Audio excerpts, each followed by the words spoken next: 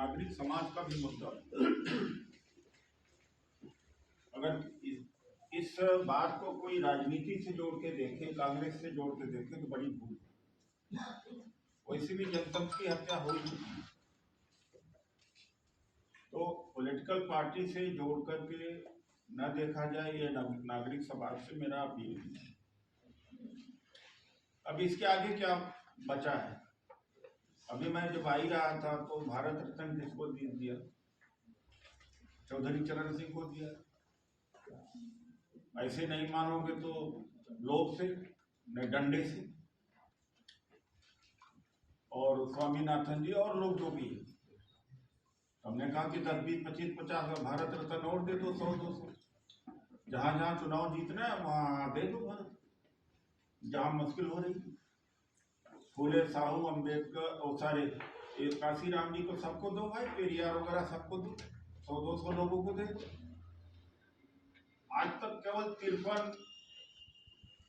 75 साल में केवल 53 भारत रत्न दिए गए, एक महीने में 5 दे दिया। ये तो बांट रहे हैं जैसे इनकी जागीर है।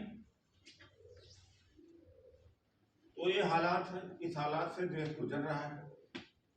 ईवीएम के बारे में बड़ा टेक्निकली मैं बहुत नहीं बोलना चाहता हूँ, आप बोर होंगे, लेकिन पढ़ाई लिखाई ठीक ठाक हो गई ईवीएम के बारे में।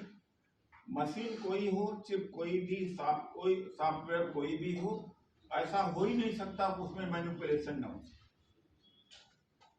2018 में अमेरिका में डेफकॉन कॉन्फ्रेंस लास वेगास में ऑर्गेनाइज करी गई हैकर्स और ईवीएम मैन्युफैक्चरर्स के बीच, और सबसे बड़ी कॉन्फ्रेंस थी। वैसे अमेरिका में 3-4 कॉन्फ्रेंसेस होती रहती हैं। वहाँ का बिजनेस इंडस्ट्री भी ऑनेस्ट है, फ्रीडम है, हर आदमी अपना प्रोडक्ट कहता है, आप आकर के देख लीजिए। उसमें उस कॉन्फ्रेंस में जितने ईवीएम मैन्युफैक्चरर थे सबने हैकर्स को दिया और सारी ईवीएम हैक कर दी 3 घंटे से लेकर 16 घंटे में। तो उन्होंने पूरे में फेंक दिया। नीदरलैंड में कुछ यही है, मैं ज्यादा डिटेल, जर्मनी का, बहुत सारे देशों का है, मैं ज्यादा डिटेल में नहीं जाना चाहता। वहां पर अमेरिका में ईवीएम से चुनाव है और नहीं भी है 34-36%। वहां पर एक वोटर 20-25 वोट देता, प्रेसिडेंट को भी, इस समय में चीफ जस्टिस को भी, जस्टिस को भी, और गवर्नर को भी, कांग्रेसमैन को। इसलिए लंबा चौड़ा उनका बैलेट बॉक्स होता है, बैलेट पेपर होता है, बड़ा लंबा चौड़ा। तो वहाँ पर ईवीएम ऐसा नहीं, वहाँ पे कंप्यूटर टाइप की है, सब आसानी से वोट दे दे। इसलिए कभी कभी कुछ लोग प्रेफर करते हैं बगल में बैलेट पेपर भी रहता है, वो जो लिखा जाता है, और जो वोटर होता है वोट देकर के प्रिंट आउट लेकर के डिब्बे में डालता है। यानी ईवीएम कहीं नहीं यहाँ पर। अभी 8-10 दिन पहले खुलासा हुआ कि भारत इलेक्ट्रॉनिक्स लिमिटेड में 4 डायरेक्टर बीजेपी के हैं, और ये भी खुला है कि जो चिप के बारे में कहा जा रहा था कि चिप में रीराइटिंग नहीं हो सकती है, अब वो भी खुलासा हो गया कि रीराइटिंग हो सकती। ओटीपी, वन टाइम प्रोग्रामेबल, अभी तक क्लेम कर रहे थे, election commission of India claim कर रहा था कि इस चिप में रीराइट नहीं हो सकता, कोई चीज बाहर से नहीं डाली जा सकती, वह भी गलत सिद्ध हुआ। ऐसी परिस्थिति में जब सिंगल लोडिंग फाइल का समय आता है तो इलेक्शन कमीशन ऑफ इंडिया से 4-5 प्रोग्रामर पूरे देश में प्रोग्रामिंग करके सिंगल लोडिंग फाइल से सर्वर से भेज देंगे, ये भी है। और दूसरी बात तो जो वीवीपैट है, बीच में आ गया, एक तरफ बैलेट यूनिट है जहां पर बटन दबाते हैं, बीच में वीवीपैट है, लास्ट में कंट्रोल यूनिट है जिसको चिप है, जिससे वोट की गणना होती है। अब आदमी बैलेट यूनिट पर बटन दबाता है तो उसका मैसेज आता है वीवीपैट बीच में, ये बीच में पहले 2019 में आया, पहले नहीं था। अब वहां से कंट्रोल यूनिट में जाता, कंट्रोल यूनिट से गिनती होती है। अब चिप में क्या जाता है क्या नहीं जाता। दूसरे देशों में जो कंटेस्ट किया गया था ईवीएम के खिलाफ कि हम वोट देते हैं, लेकिन हम वोट किसको देते हैं देखना चाहते हैं। यहाँ देखने का अधिकार तो है नहीं। एक बात यह भी कही जा रही है, एक ब्लैक कांच लगाया गया 2019 के बाद।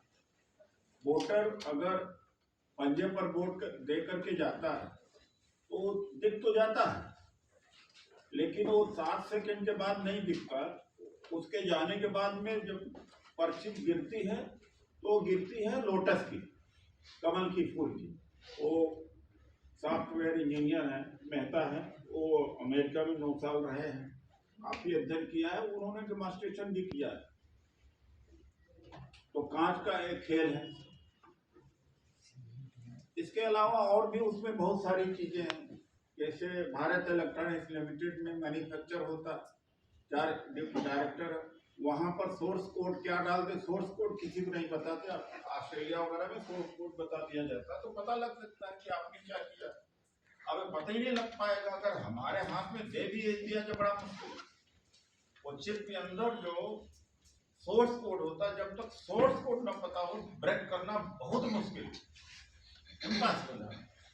दूसरे देशों में सोर्स कोड देते हैं, वो पहले देते हैं। ऑस्ट्रेलिया की गवर्नमेंट में वहां इलेक्शन होते हैं। तो ये जो ईवीएम से चुनाव हो रहे हैं, कई जगहों मुस्लिम एरिया में है और वहां बीजेपी जीतती, और कई परिवार वोट देते हैं, साइकिल पर वोट देते, और आपका इसमें पंजे पर वोट देते, निकल रहा है कमल। कई ऐसे बूथ 15-20 हजार, मतलब सपा ने चैलेंज किया था, इलेक्शन कमीशन ने जवाब नहीं दिया, और इलेक्शन कमीशन ऑफ इंडिया से 4-5 बार टाइम मांगा है। 28 पार्टियों को टाइम नहीं दिया गया। और कांग्रेस पार्टी 2018 के प्लेनरी सेशन में भी अडॉप्ट किया था कि बैलेट पेपर से चुनाव हो। अब उतना ड्रास्टिक डिमांड नहीं रह गई। अब डिमांड रिड्यूस यहाँ तक हो गई है कि भले आपके पास ईवीएम रहे, लेकिन आप जो पर्ची है वो हाथ में आए और डिब्बे में डाला जाए, उसकी काउंटिंग। ईवीएम हटाने की बात भी नहीं कर रहे, हालांकि ईवीएम हटनी चाहिए, तो भी इलेक्शन कमीशन ऑफ इंडिया तैयार नहीं। ऐसी परिस्थिति में इलेक्शन होता है, उन्हीं के हाथ में जो सिंबल लोडिंग फाइल सर्वर से जाती है उनके हाथ में, और जहां मैन्युफैक्चरिंग होती है ठीक वहां उनके हाथ में। क्या है कुछ पता नहीं। इसलिए 22 फरवरी को जंतर मंतर पर बड़ा प्रदर्शन है।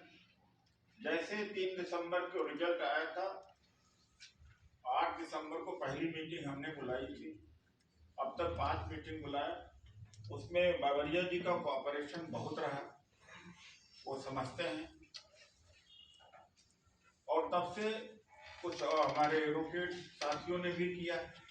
लेकिन जब तक पॉलिटिकल पार्टी इसमें इन्वॉल्व नहीं होगी, रात्रि भर कुछ नहीं हो सकता। तो इसमें पॉलिटिकल पार्टी का भी इन्वॉल्वमेंट हुआ है। सीताराम येचुरी जी से भी कहा गया, डी राजा जी से, कुछ लोग अखिलेश जी से, मैं और माननीय अध्यक्ष जी से भी 2-3 बार चर्चा हुई इस पर, खड़गे जी से। उन्होंने कहा कि 80% लोग, 90% कांग्रेस के लोग भी अब कन्विंस हो चुके हैं, इस पर किया जाना चाहिए। तो हालांकि समय कम है, लेकिन अब संख्या सिर की बात है कि जितने सिर नजर आए, लाखों हजारों आए, तब तो जाके कुछ असर पड़ेगा, देश में मैसेज जाएगा। यही अपील हम करने आए हैं कि जैसे एनजीओ जिसके पास सोशल एक्टिविटीज है और में है, जो पॉलिटिकल है, सब लोग अपनी संख्या को लेके आए और फैलाएं इस बात को। वकील साहब को तो मैं बड़ा सुनता रहता हूँ, Malik ji I often here you, तो आज आपका दर्शन भी हो गया, इसी भी पहले मुलाकात हुई है। आप तो फोर फ्रंट में हैं, हम फोर फ्रंट में इसलिए नहीं अभी आ पाए कि ये लड़ाई हो तो ढंग से हो। जब तक पॉलिटिकल पार्टी इन्वॉल्व नहीं होंगी तब तक नहीं हो सकता। और वो प्रयास है, माननीय दिग्विजय जी के उपस्थिति में डेट तय हुआ था। बाम से बड़ा एक संगठन है, हमारा भी संगठन 10-20 हजार आदमी, हम भी कोशिश करेंगे आने। बाम सेप ने भी यहाँ किया था, 8-10 हजार लोग थे। फिर कांग्रेस पार्टी है, सीपीएम है, सीपीआई है, सिविल सोसाइटी, सभी मिलकर के एक बड़ा आंदोलन तैयार कर सकते हैं, करेंगे। ये 22 तारीख को जंतर मंतर पर है। पहले रामलीला मैदान सोचा गया था, लेकिन बाद में तय किया गया कि जंतर मंतर पर ही होगा। अब जब डेमोक्रेसी नहीं रहेगी तो सारे हमारे प्रयास खत्म हो जाएंगे, सब खत्म, एक झटके में सब खत्म कर दिया, मूर्ति खत्म कर दिया। हो सकता है इसको भी ले, ये तो मतलब जिस तरह से